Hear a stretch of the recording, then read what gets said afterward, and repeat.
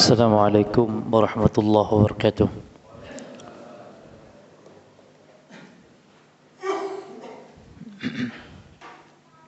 Alhamdulillahirabbil alamin. Wassallallahu wasallam wa baraka ala nabiyyina Muhammadin wa ala alihi wa ashabihi wa tabi'in wa man tabi'ahum bi ihsanin ila yaumiddin wa sallama tasliman katsira. Amma ba'd. Para jamaah kaum muslimin wal muslimat rahimani wa rahimakumullah. Melanjutkan membaca kitab Al-Mulakhas fi Syarhi Kitab Tauhid karya Syekh Shalih bin Fauzan Ibn Abdullah Al-Fauzan hafizahullahu taala. Kita di pembahasan tentang istighatsah. Di antara bentuk kesyirikan yaitu beristighatsah kepada selain Allah Subhanahu wa taala, namun dengan catatan beristighatsah kepada selain Allah itu syaratnya dalam perkara-perkara yang tidak mampu dilakukan kecuali hanya oleh Allah. Dan mana al-istighatsah yakni talabul ghaus 'inda syiddah, yakni meminta bantuan ketika adanya kesulitan, itu istighatsah. Dan pembahasan istighatsah itu mesti jadi satu bahasan dengan dua temannya, yaitu isti'anah, isti'adzah. Jadi tiga ini jadi satu bahasannya. Isti'anah, istighatsah, dan isti'adzah. Kalau isti'anah, talabul aun, minta pertolongan secara umum. Kalau isti'adzah, talabul audh, minta perlindungan, atau talabul iltija, minta perlindungan. Kalau istighatsah, talabul gaus, namun inda asyiddah, meminta bantuan saat kesulitan. Dengan catatan tadi ya, minta bantuan kepada selain Allah, minta perlindungan, minta pertolongan kepada selain Allah itu harus dalam perkara apa yang disebut syirik, dalam perkara-perkara yang tidak mampu dilakukan untuk membantu, menolong, melindungi kecuali hanya Allah. Maka kalau minta pertolongan, bantuan kepada selain Allah dalam perkara yang dia mampu, seperti minta perlindungan kepada polisi, satpam, atau orang yang dikiranya bisa melindungi, menolong, membantu, maka ini termasuk perkara yang dibolehkan. Jelas ya?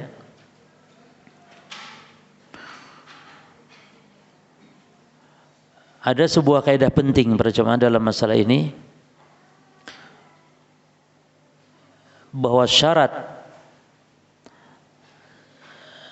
bolehnya minta perlindungan, minta pertolongan, minta bantuan kepada selain Allah itu boleh dengan adanya 3 atau bahkan ada nambah 4 syarat. Syarat yang pertama, an yakuna hadiran, yang dimintai tolong, yang dimintai perlindungan, yang dimintai bantuan itu harusnya dianya an yakuna hadiran, orangnya ada, bukan gaib tapi ada. Yang kedua, an yakuna hayyan, orangnya hidup. Dan yang ketiga, an yakuna qadiran, orangnya mampu. Ini cukup 3 ini, tidak masalah. Selama dia hidup, selama dia mampu, selama dia hadir ada, boleh minta bantuan kepada selain Allah dengan syarat 3 ini. Taib. Lalu kapan disyaratkan perkara itu harus perkara yang memang mampu dilakukan kecuali hanya oleh Allah? Maka ini syaratnya ketika dia hidup orangnya. Tapi kalau orangnya mati atau orangnya gaib, maka ini tidak disyaratkan mampu atau tidak mampu dilakukan kecuali oleh Allah. Tidak syarat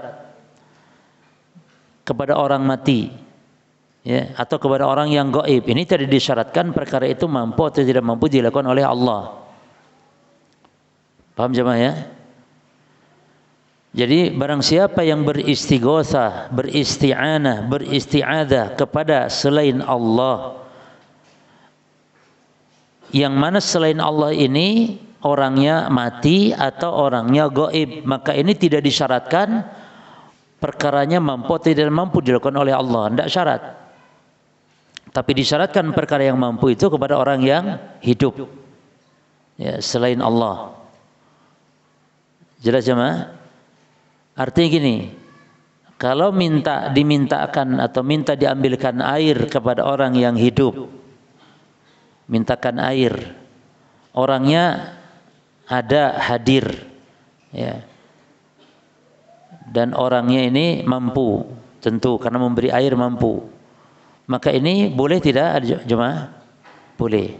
Tapi sekarang minta air kepada orang yang telah mati, kan air, atau kepada orang yang gaib, ini tetap dihukumi syirik jemaah. Padahal kan minta air. Apa bedanya dengan orang yang tadi hidup? Kalau orang yang hidup tadi minta air, dia mampu, orangnya hadir. Tapi kalau orangnya gaib dan orangnya telah mati misalnya, maka minta air ini termasuk syirik kepada orang mati. Datang ke kuburan wali misalnya minta air, Pak Wali atau Wali minta air, ini syirik. Kenapa syirik? Karena orang yang telah mati tidak bisa memberikan air, dan ketika dia minta kepada orang mati tersebut berarti dalam hati dia punya keyakinan kalau orang yang telah mati ini pasti punya kekuatan apa?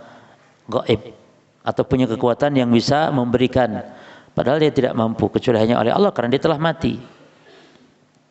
Berarti para jemaah, istighosah kepada orang mati syirik besar tanpa ada perincian mampu atau tidak mampu kecuali Allah. Tidak ada perincian itu.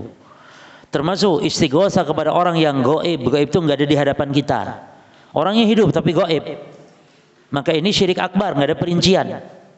Yang dirinci itu adalah min istighosah kepada orang yang hidup dan hadir, hidup lagi hadir, maka ini baru dirinci.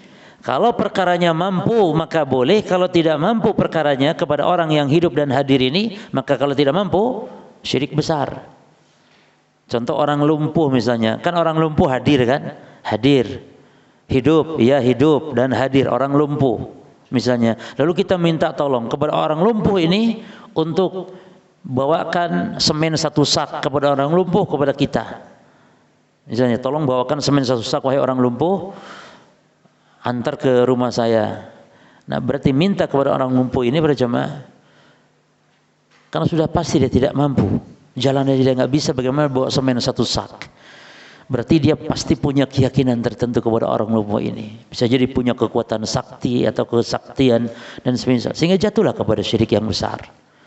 Jadi poin ini penting. Sekali lagi saya ulangi, istighosah kepada orang mati atau istighosah kepada orang yang gaib ini tidak ada perincian, syirik besar.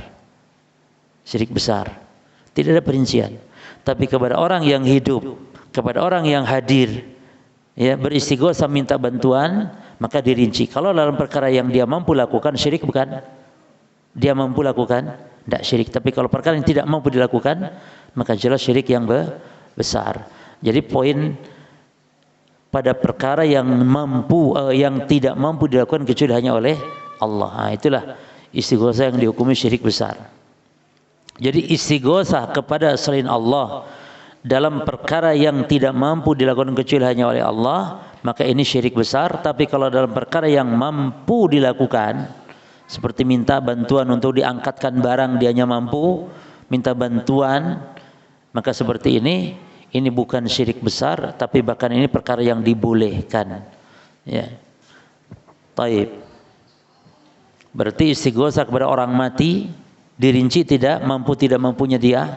Tidak dirinci, nah, orang mati pasti tidak mampu.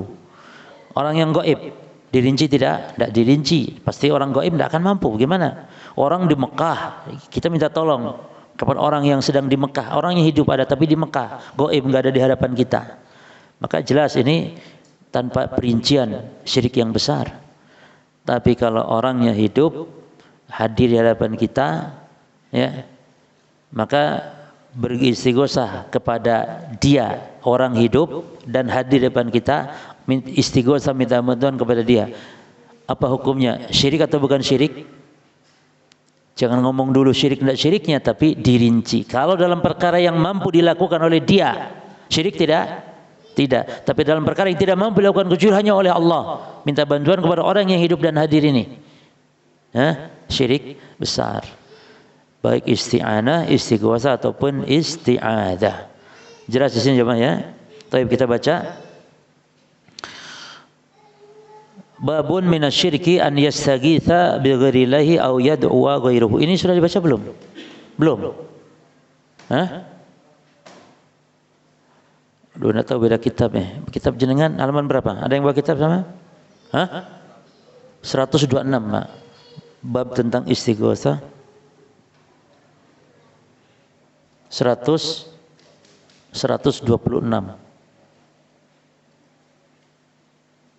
Ada, Pak? 126. Jangan keliru 136 karena tulisan Arab 2 dan 3 agak mirip, beda giginya aja. Yang 3 giginya 3. 126. Bab minasyirik, di antara kesyirikan. Taib. Syiriknya di sini besar apa kecil? Selalu kita harus tanya para jemaah. Kalau perbuatan dihukumi syirik, harus kita tanya ini syirik besar apa kecil? Karena ahli sunnah itu wal jamaah, ahli sunnah wal jamaah enggak seperti orang-orang khawarij. Ahli sunnah meyakini syirik, kufur, dosa itu terbagi dua, besar, kecil, besar, kecil. Kufur besar, kufur kecil, syirik besar, syirik kecil, dosa besar, dosa kecil. Wa hadza bi khilafil khawarij, berbeda dengan akidah khawarij. Khawarij tidak membagi kufur, syirik dua, enggak, satu saja. Enggak ada istilah syirik kecil, enggak ada istilah kufur kecil, enggak ada. Kufur, syirik ya besar semuanya, enggak ada istilah kecil. Bahkan dosa pun kata mereka, orang Khawarij mengatakan orang Islam berbuat dosa kafir di dunia ini. Kalau mati belum tobat masuk neraka kekal di dalamnya, apalagi kufur, apalagi syirik. Tapi menurut ahli sunnah orang berbuat dosa besar kufur tidak kufur kecuali kalau istihlal, menghalalkan, bahkan walaupun tidak melakukan. Walaupun orang tidak berzina tapi menghalalkan zina, hukumnya apa? Kafir orang ini karena perkara zina perkara yang ma'lumun minad-din bidarurah. Taib. Yaitu apa kesyirikan di sini? Besar apa kecil? Al-jawab dirinci, tergantung. Ya. Bisa syirik besar kalau dia beristighotsah kepada selain Allah dalam perkara-perkara yang tidak mampu dilakukan oleh dia kecuali hanya oleh Allah.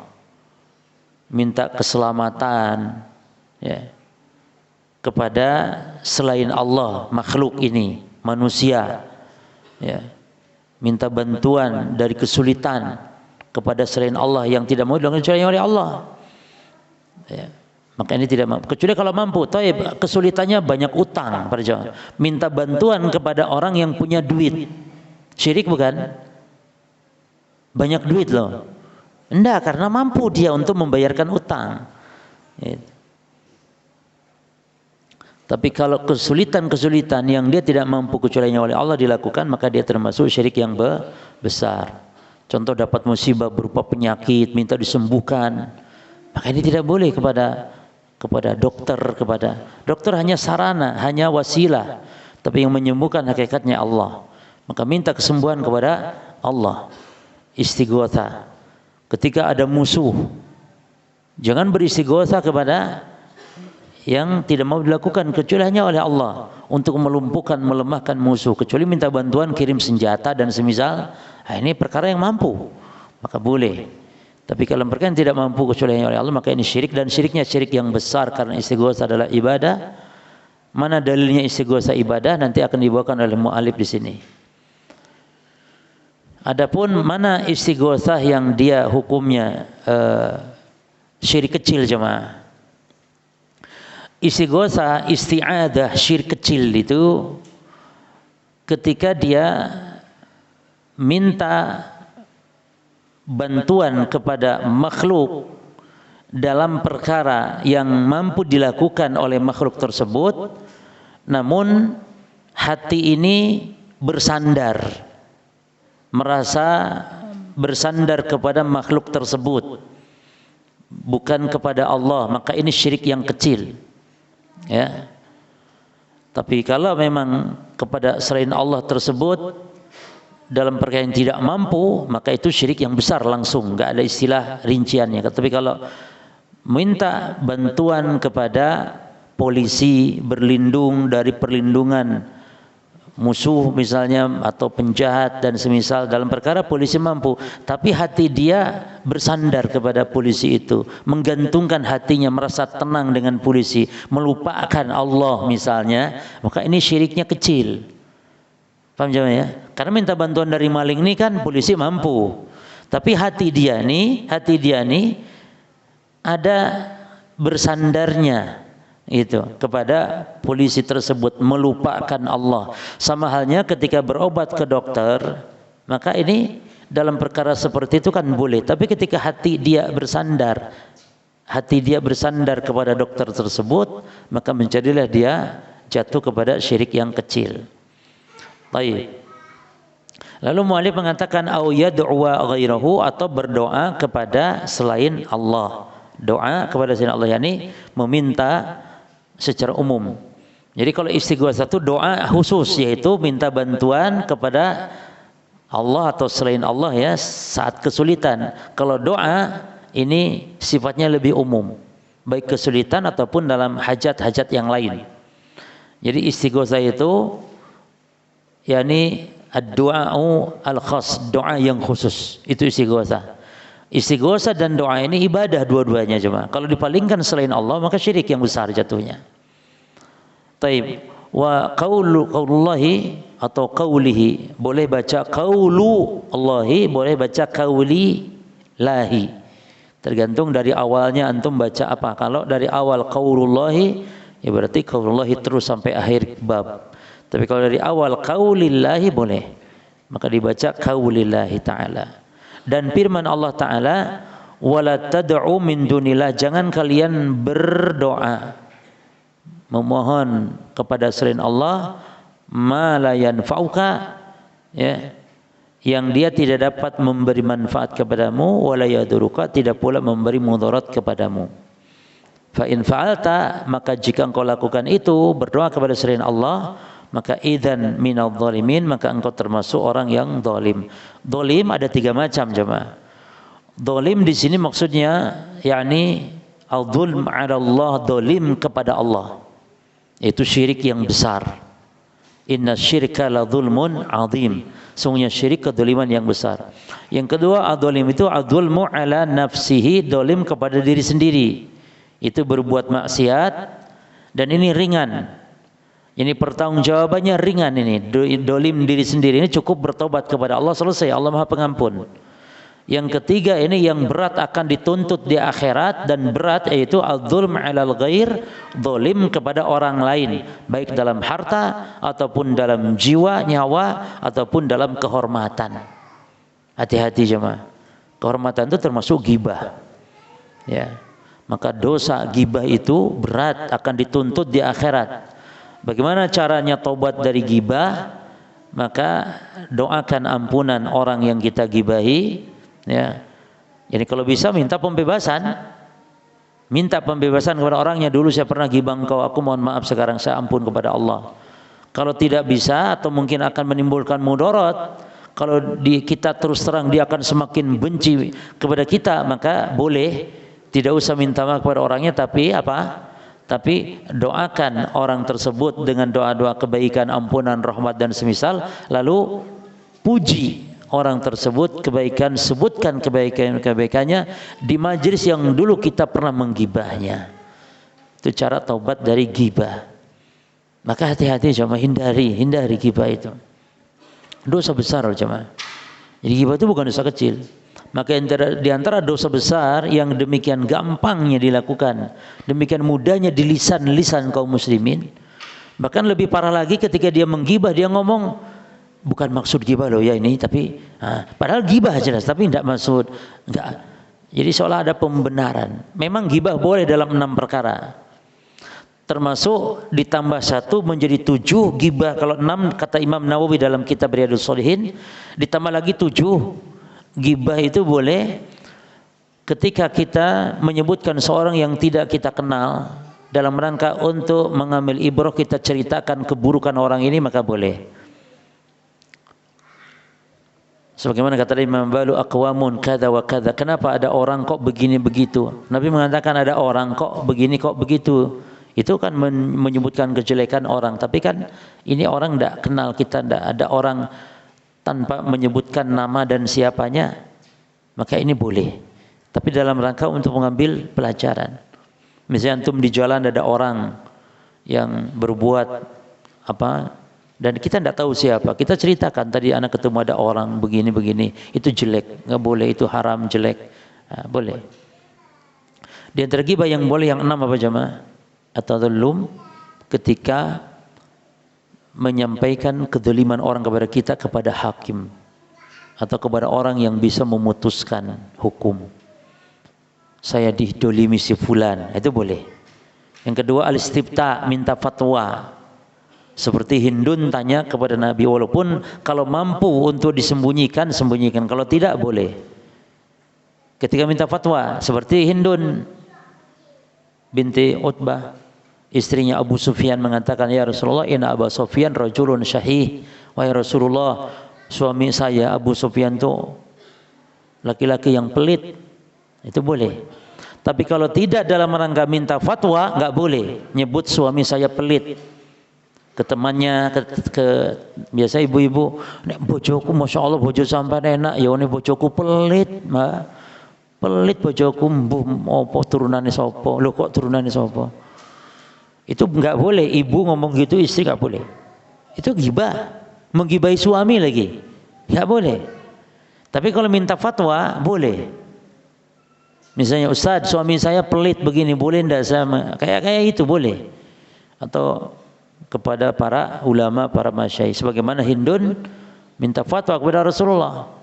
Maka Nabi perbolehkan ya mengambil harta tanpa sepengetahuannya dari suaminya kalau memang betul-betul pelit ya, tapi sekedarnya saja untuk mencukupi kehidupannya, nafkah, bukan untuk belanja, bukan untuk belanja ke mall ya, itu nggak boleh. Kalau itu untuk mungkin suami ini mampu, tapi kalau memberi nafkah sedikit, tidak cukup bagi anak-anaknya ya, minta nggak dikasih, sudah boleh dicolong lagi. Tapi betul-betul tidak mampu ini jangan sampai sudah 1 juta tapi saya tidak apa, saya kurang. Nah, itu lain, memang ini orangnya tamak, memang istri yang tamak kalau begitu ya. Jadi kalau memang kurang. Kemudian yang keberapa menyebutkan apa, keburukan orang yang memang terang-terangan berbuat maksiat. Boleh, karena dia sudah terang-terangan kok, nggak perlu disembunyikan lagi, terang-terangan dia suka mabuk, terang-terangan ya.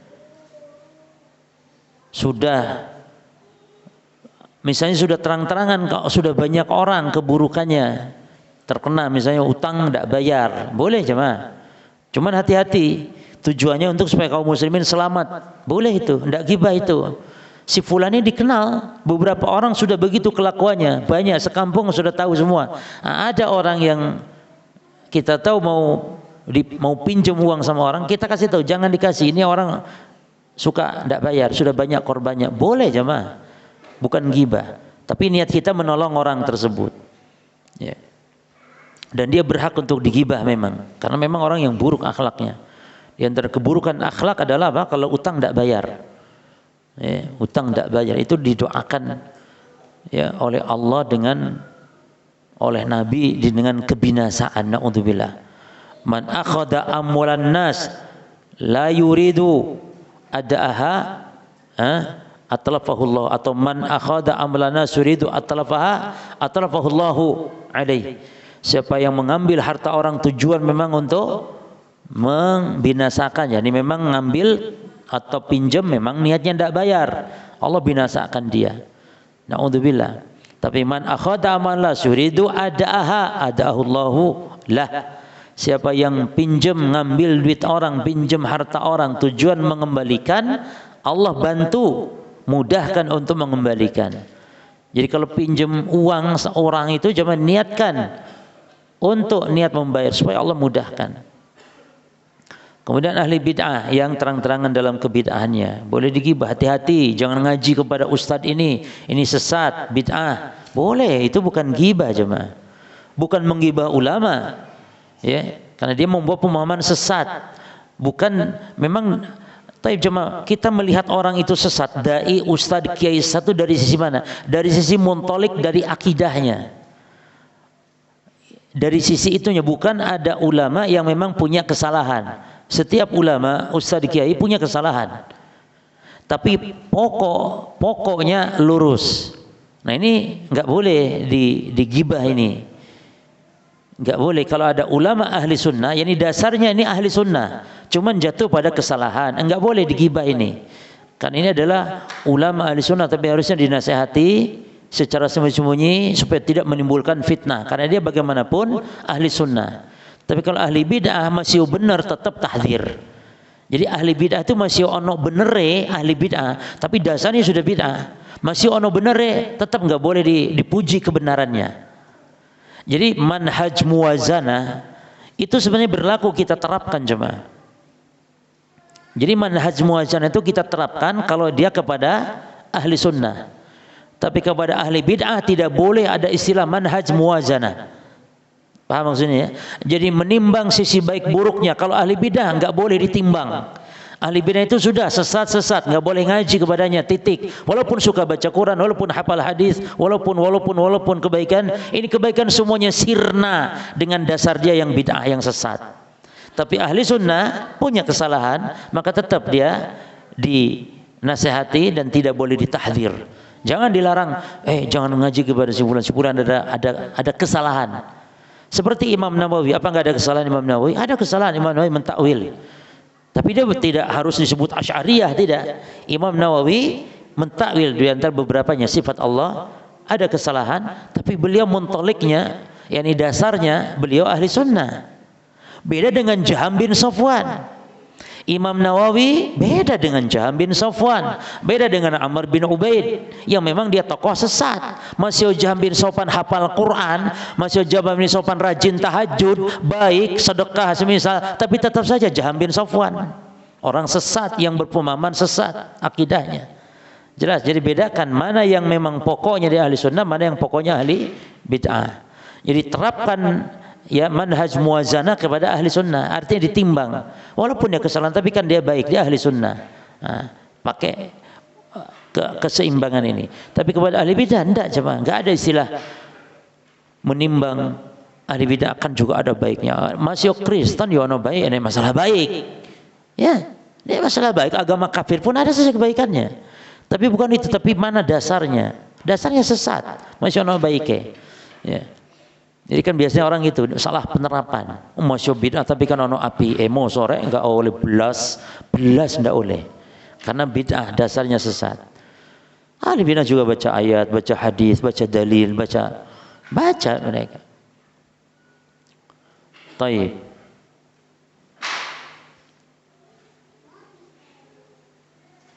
Kemudian boleh ghibah li ta'rif untuk dalam rangka pengenalan.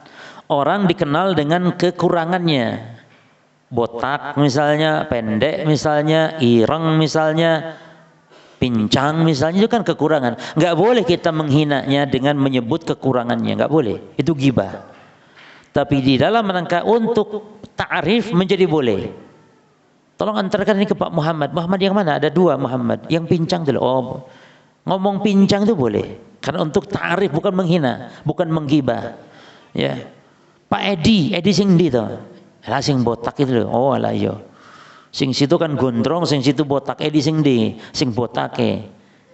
Ono sing gendut. Ini gendut juga termasuk. Enggak boleh cuma ngomong gendut itu barang. Itu menggibah gendut, itu ngomong gendut. Ya, apalagi manggilnya orang enggak suka dipanggil gendut. Ndut, nah ndut. Nah, boleh sembarangan loh manggil orang itu. Bahkan orang itu kalau dipanggil sama jenengan kenalan sama orang, panggil orang itu tanya panggilan apa panggilannya Pak? Enaknya itu dipanggil apa? Jangan sembarangan. Gendut, jadi gendut, kurus, ompong itu termasuk jemaah. Nanti ompong. Tapi kalau dalam rangka ta'rif boleh. Itu loh Umar sini si ompong, ala Umar ompong yo. Jadi ono Umar ompong, ono Umar biasa itu cuma. Nah ini Umar ompong itu boleh li ta'rif. Jelas sama ya?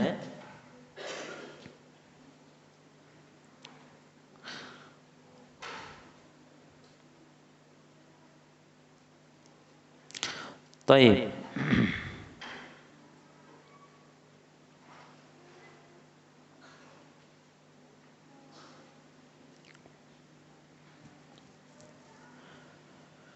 fa innaka idza minadh dhalimin. Jadi dolim ada 3 macam.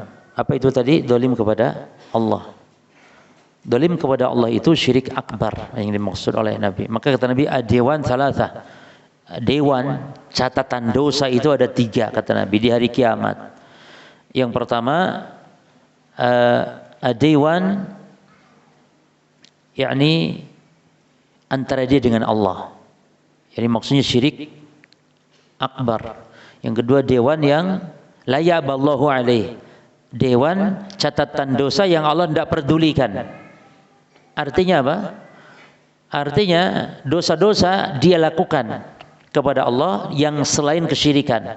Tapi antara dia dengan Allah yang bukan kesyirikan, Allah tidak pedulikan. Artinya Allah maafkan. Misalnya kewajiban yang ditinggalkan atau jatuh kepada yang dilarang oleh Allah. Nah yang satu dewan yang lama halatalah. La budda minal qisas. Dewan yang tidak harus dituntut di hari kiamat. Harus qisas. Apa itu? Antara dia dengan orang lain. Nah, maka kata Nabi, wanti-wanti ittaqi da'watal madlum li'annahu laisa bainahu bainallahi hijab. Hati-hati kalian, takutlah dengan doanya orang yang teraniaya. Jadi mendolimi orang lain ini hati-hati. Dan dolim orang lain 3 bentuknya ya. Harta, kehormatan lalu nyawa atau jiwa. Baik. Munasabatu hadzal bab li kitab tauhid. Apa kaitan bab ini dengan kitab tauhid? Annahu dzakara fihi naw'an min anwa'is syirk. Di dalam bab ini muallif menyebutkan satu jenis di antara jenis kesyirikan al-munafi yang menghilangkan, menafikan li tauhid. Menafikan. Jadi yang menafikan itu ada 2, ada menafikan total, ada menafikan kesempurnaannya saja. Menafikan tauhid total, ada yang menafikan kesempurnaan tauhid. Yang menafikan tauhid total ini syirik akbar. Jelas jemaah? Adapun yang menafikan kesempurnaan tauhid, yakni tidak menafikan total, tapi yang dinafikan kesempurnaan, yang dibatalkan kesempurnaan. Dan ini ada 2 macam ya. Ada yang wajib, ada yang mustahab. Yang wajib adalah syirik kecil, dosa-dosa besar, dan bid'ah. Atau bid'ah dulu, syirik kecil, bid'ah, dan dosa-dosa besar. Ini penafi yang menafikan kesempurnaan tauhid yang wajib. Adapun yang menafikan kesempurnaan tauhid yang mustahab adalah meninggalkan amalan-amalan sunnah. Contohnya tidak tahajud, tidak puasa Senin Kamis. Ini menafikan kesempurnaan tauhid tapi yang mustahab. Yang menafikan kesempurnaan tauhid yang wajib itu dosa besar, syirik kecil, dan bid'ah. Yang menafikan total tauhid apa? Syirik besar atau kufur besar. Jelas ya? Wahuwa yaitu apa? Bentuk kesyirikan yang menafikan tauhid, yaitu an yastaghitsa bi ghairillahi aw yad'a ghairahu. Istighosa kepada selain Allah atau berdoa kepada selain Allah. Ya. Apa ini azan? Cepat sekali, baru mukadimah kayaknya. Baik, fadhil. Bismillah, alhamdulillah, wassalatu wassalamu ala rasulillah wa ba'd. Baik, sekali lagi jemaah sekalian, ad-dawawin indallahi thalatha. Catatan dosa di sisi Allah ada 3. Yang pertama, diwanun la ya'ballahu bi syai'an. Catatan dosa yang Allah tidak pedulikan. Yang kedua, dewanun la yatrukullahu minhu syai'an. Catatan dosa yang tidak dibiarkan Allah, harus diadili. Dan yang ketiga, dewanun la yaghfirullah. Catatan dosa yang tidak diampuni oleh Allah. Apa yang pertama? Yang Allah tidak pedulikan. Yang kedua, tidak Allah biarkan. Tidak dibiarkan tapi harus dituntut. Yang ketiga, yang tidak diampuni. Yang tidak diampuni apa? Asyirku billah, syirik kepada Allah. Yang kedua, dewan yang la ya'ballahu bi syai'an, yang tidak Allah pedulikan, yaitu seorang hamba mendolimi dirinya. Seperti apa kata Nabi? Min saumi yaumin tarkuhu aw tarkahu. Seperti puasa yang ditinggalkan, salat yang ditinggalkan, ya. maka kalau Allah kehendaki Allah azab, kalau tidak ya Allah ampuni. Nah yang terakhir ini yang berat. Wa amma daywanu ladzi la yatrukullahu minhu syai'an fa dzulmul ibadi ba'dihim ba'dha. Adapun catatan dosa yang tidak akan dibiarkan oleh Allah tapi harus dituntut adalah kedzaliman hamba sesama mereka. Sesama mereka. Maka al-qasasu la mahalata, maka harus ditegakkan kisos, enggak mau tidak. Jelas ya? Ini hadis sahih diriwayatkan oleh Imam Ahmad. Dan dolim kepada orang lain itu jemaah, dolim kepada orang lain baik dalam urusan kehormatan. Kehormatan itu juga termasuk dalam masalah harga diri ya, itu kehormatan, atau kehormatan secara umum yang ada pada manusia. Itu bisa kontan di dunia loh adabnya sebelum akhirat. Sebagaimana ada kisah-kisah tentang, di dalam hadis ini ada kisah tentang sahabat Sa'id bin Zaid ya, didolimi hartanya itu, tanahnya atau rumahnya itu oleh salah seorang perempuan bernama Arwa. Jadi Arwa ini khasammathu fi ba'di darihi. Ini Arwa ini mengambil hak gitu ya, punyanya sahabat Sa'id bin Zaid. Jadi aku milik dia itu. Sekarang di kita biasa, kalau istilah di kita sekarang memperkarakan hak milik gitu ya, tentang tanah biasanya, tentang batas tanah, itu juga hati-hati di pengadilan. Walaupun kita menang di pengadilan, hakikatnya bukan milik kita. Lihat di sini. Maka ketika itu kata Sa'id bin Zaid ini sahabat mulia yang 10 dijamin surga. 10 dijamin surga. Sa'id bin Zaid bin Amr bin Nufail. Kata Sa'id bin Zaid, sudah biarkanlah. Memang saya biar ngalah, tapi saya tidak terima gitu, karena dia bukan dia harta saya. Karena saya mendengar Nabi bersabda, man akhada shibran minal ardi ghairi haqqi tuwiqahu fi sab'i aradin yaumil qiyamah. Karena saya mendengar Nabi bersabda, siapa yang mengambil harta orang lain, bumi, tanah orang lain, satu jengkal saja dengan cara zalim, maka di akhirat akan dikalungkan 7 lapis bumi ke lehernya. Di akhirat, di hari kiamat akan dikalungkan 7 lapis bumi. Lalu dia doa kepada Allah, orang yang terdolimi jemaah. Doa dia, Allahumma in kanat kadzibah. Ya Allah, kalau dia ini wanita ini namanya Arwa tadi, kalau dia ini dusta ya Allah, maka fa'ami basaraha waj'al qabraha fi dariha. Ya Allah, butakan matanya dan ya Allah jadikan rumahnya dia kuburannya langsung.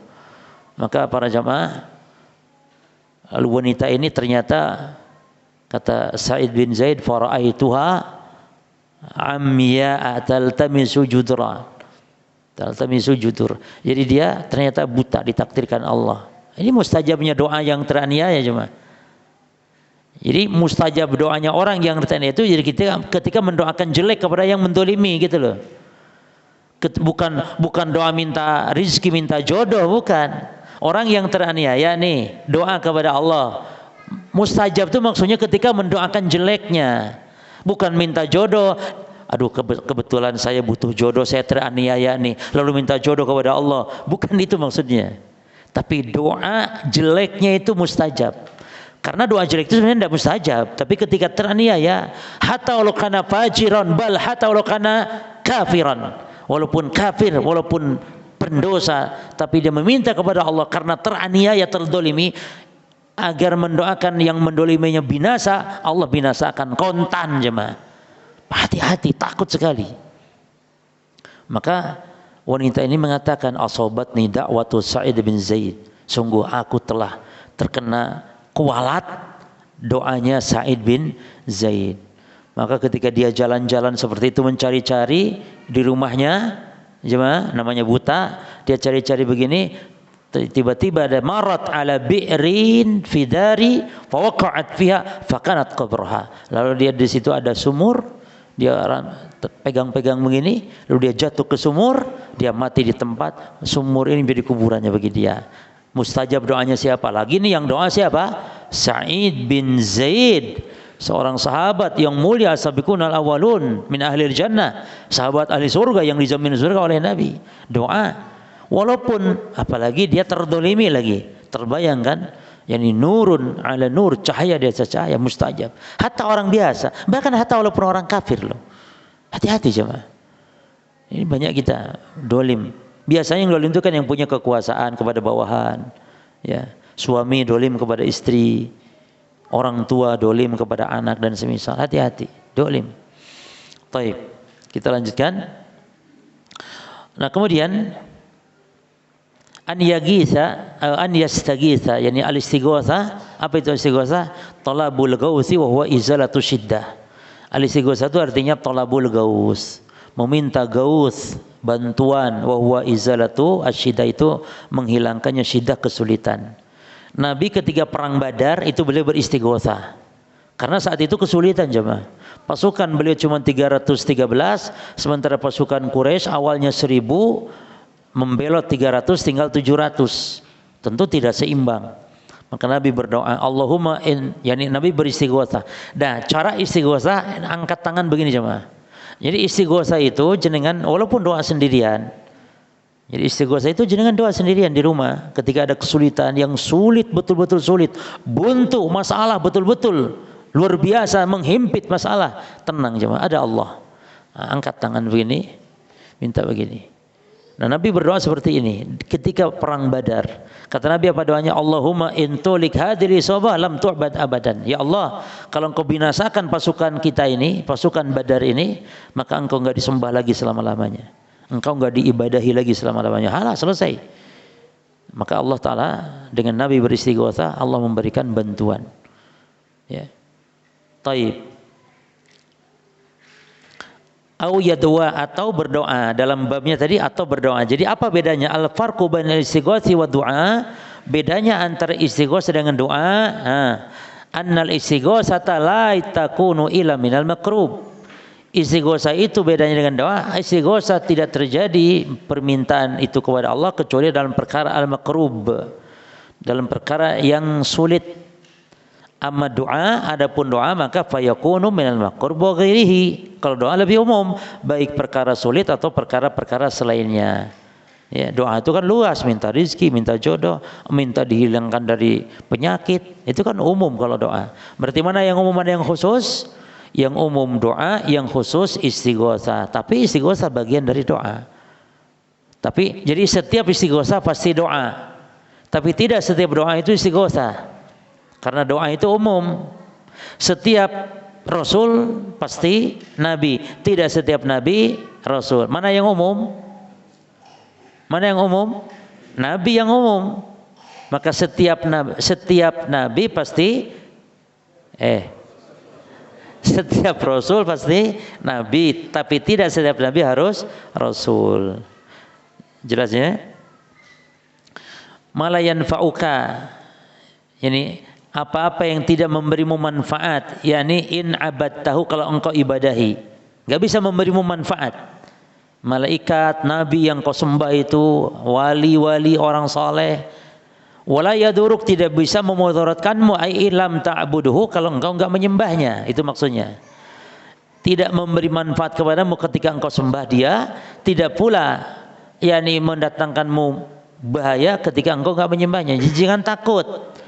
Biasanya orang itu kan takut Nyi Roro Kidul datang bahaya. Kalau saya tidak menyembah Nyi Roro Kidul dengan cara mempersembahkan sembelihan, maka Nyi Roro Kidul akan marah. Nah, jangan takut, kata Allah. La yadurruka, Nyi Roro Kidul itu tidak dapat membahayakanmu sedikit pun. Minta kepada Allah perlindungan. Tapi Allah akan memberimu manfaat kalau engkau sembah Allah, dan Allah akan memberimu bahaya, mudarat, kalau engkau tidak nyembah Allah. Kalau Allah begitu. Nah, kita ini atau manusia berbuat seperti itu bukan kepada Allah. Ini supaya datang manfaat dari makhluk selain Allah sehingga disembah. Supaya contohnya Roro Kidul memberikan perlindungan, keamanan, dan takut mendatangkan bahaya sehingga Nyi Roro Kidul akhirnya disembah. Taib, fa in fa'alta ay da'auta min dunillah. Kalau engkau lakukan itu, yang engkau beribadah kepada selain Allah tersebut, ma la yanfa'uk wa la yadurruk. Ya. Yang tidak bisa memberi manfaat, memberi mudarat, maka engkau minadh dhalimin, termasuk orang zalim ini, orang musyrik. Fa inna syirka a'dhamu dzulmi, karena kesyirikan dosa yang karena syirik adalah kedzaliman yang paling besar. Mana dalilnya di surah Luqman? La tusyrik billahi inna syirka la dzulmun adzim. Wahai anakku, ya bunayya la tusyrik billah, jangan berbuat syirik kepada Allah, karena kesyirikan dosa yang paling kedzaliman yang paling besar. Taib. Al-ma'na al-ijmali lil ayah, makna global terhadap ayat di atas. Yanhallahu nabiyahu, Allah melarang nabinya Muhammad. Jadi Muhammad loh yang dilarang cuma. Kalau Muhammad saja dilarang, apalagi kita. Nabinya Allah Muhammad dilarang an yad'u ahadan, untuk berdoa kepada siapapun, min sa'iril makhluk, dari seluruh makhluk-makhluk. Al-azizin, yang lemah. An isolin nafi, untuk memberikan manfaat, wa daf'i dzur, atau menolak mudarat.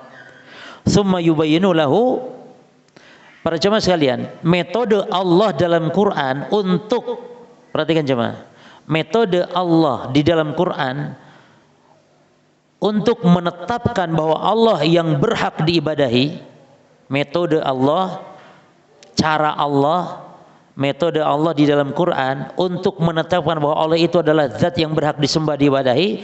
Caranya apa? Caranya Allah menyebutkan kelemahan-kelemahan, kehinaan-kehinaan yang disembah selain Allah. Caranya begitu. Yang kedua, caranya apa? Menunjukkan kekuasaan Allah. Allah menciptakan, menghidupkan, mematikan. Itu caranya Allah dalam Quran. Jadi penyebutan rububiyah Allah dalam Quran, bukan itu tujuannya. Bukan. Karena Abu Jahal sudah tahu rububiyah Allah. Abu Jahal sudah tahu Allah yang menciptakan, menghidupkan, mematikan, kan? Maka Allah menyebutkan itu di Quran bukan untuk mengenalkan kepada Abu Jahal, tapi dalam rangka untuk apa? Menetapkan bahwa Allah yang berhak disembah karena Allah yang telah menciptakan. Ini dalam rangka menegakkan hujah. Yang kedua, caranya apa tadi? Supaya Allah ditetapkan sebagai zat yang wajib disembah. Caranya Allah menyebutkan kelemahan-kelemahan, kehinaan, kelemahan sesembahan yang disembah selain Allah. Apa? Nggak bisa melihat, nggak bisa mendengar, nggak bisa memberi manfaat, nggak bisa menolak mudarat, kan begitu. Itu caranya Allah demikian dalam Quran. Lalu summa yubayyinu lahu hukmahu, lalu Allah menjelaskan kepada Nabi Muhammad hukum kalau orang nyembah, minta berlindung, minta tolong, berdoa kepada selain Allah. Lau furidha, maksudnya seandainya Nabi Muhammad, seandainya, tapi kan tidak mungkin, mustahil. Ya, mustahil kalau Nabi Muhammad berbuat syirik, mustahil. Seandainya gitu Nabi Muhammad berbuat syirik, maka ini hukumannya anna du'a ghairallah ghairillah bi annahu yakunu hina idzi minal musyrikin. Seandainya beliau sampai berdoa kepada selain Allah, Muhammad berdoa kepada selain Allah, maka saat itu dia termasuk orang-orang musyrik. Jadi Nabi Muhammad saja disebut musyrik kalau memang berdoa kepada selain Allah. Bahkan jemaah, Nabi Muhammad doa kepada Allah, ya Allah, Allahumma la taj'al qabri wasanan yu'bad, ya Allah, jangan kau jadikan kuburanku berhala. Subhanallah. Jadi kuburan Nabi Muhammad seandainya disembah, maka kuburan Nabi ini berhala. Kuburan Nabi loh padahal. Makanya jemaah, di muka bumi ini enggak ada namanya kuburan itu, enggak ada tempat atau kuburan itu berkah, enggak ada. Kuburan ya.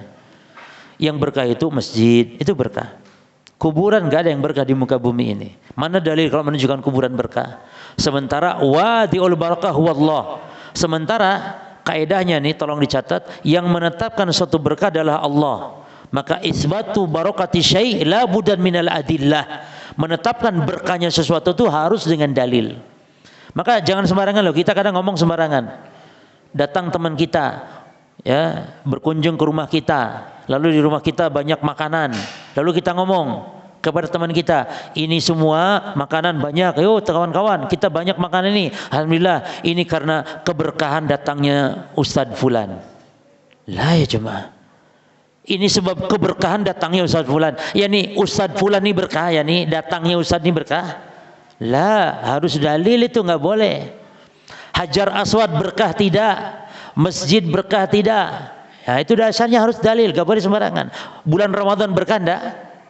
Berkah, ada dalilnya. Masjid apalagi, ahabul makan ilallah, tempat yang dicintai Allah. Dan berkah itu ada dua, ada berkah dzatiyah, ada berkah ma'nawiyah.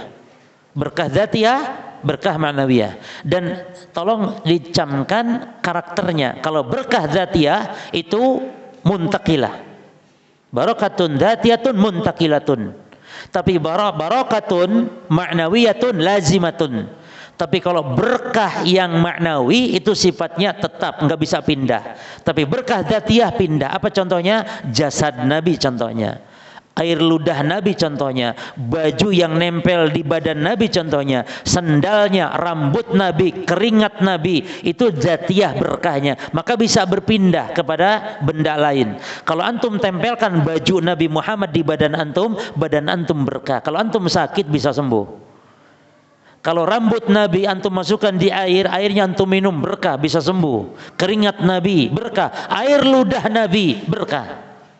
Makanya para sahabat dulu diludahi Nabi oleh Nabi, berkah. Tapi selain Nabi tidak, dzatiyah. Jadi muntakilah berpindah. Jelas ya, Ma?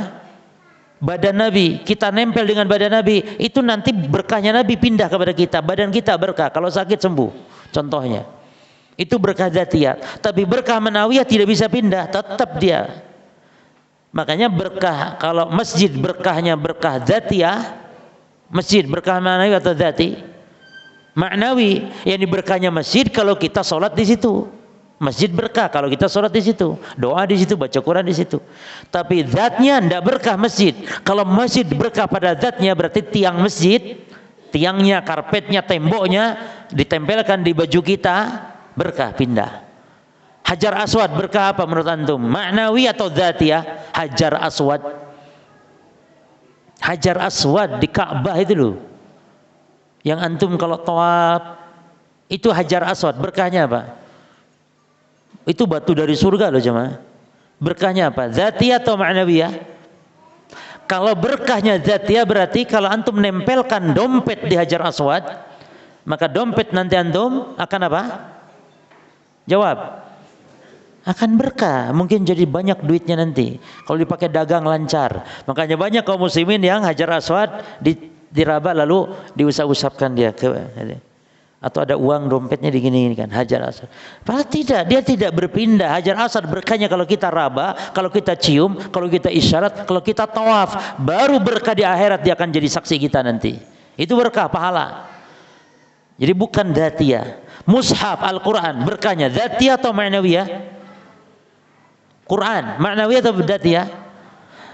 Ma'nawi dibaca berkah, tapi zatnya enggak. Maka ada mushaf ini mana mushaf. Kenapa dicium-cium tempel? Bahkan ada orang baca Quran mushaf begini, baca sholatnya tempel di atas. Lah cuma mushaf enggak berkah. Berkah itu kalau dibaca. Jelas ya? Nah, ulama berkah zat atau maknawi ulama.